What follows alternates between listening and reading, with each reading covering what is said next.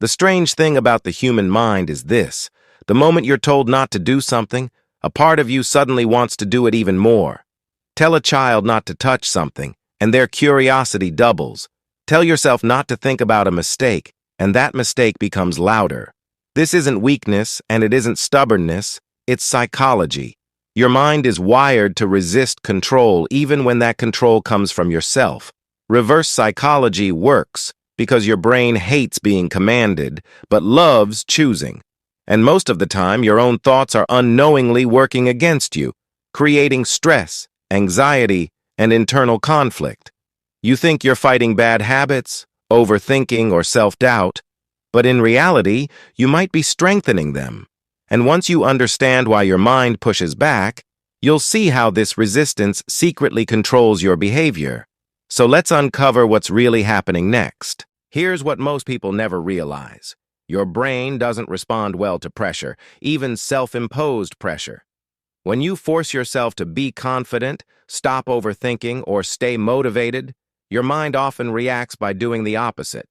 This is called psychological reactance, the instinctive rebellion against feeling controlled. That's why strict rules fail, willpower fades, and motivation crashes.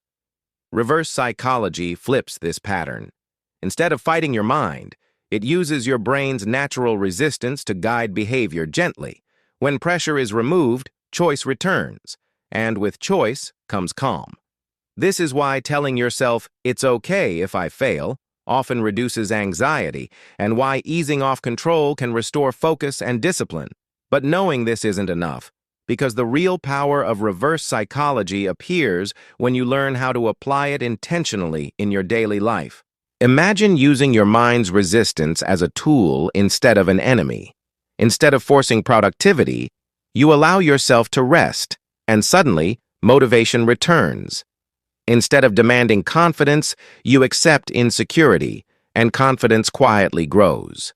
This is reverse psychology in action. It's not manipulation. It's alignment. When you stop pushing your mind, it stops pushing back. Overthinking softens, habits become easier to change, and emotional pressure lifts. The goal isn't to control your thoughts, it's to stop provoking them. When you work with your psychology instead of against it, clarity replaces chaos. And the most powerful shift happens when you realize this. You don't need to fight your mind to win. You need to understand it. Because once you master this, the way you think, decide, and live will never feel the same again.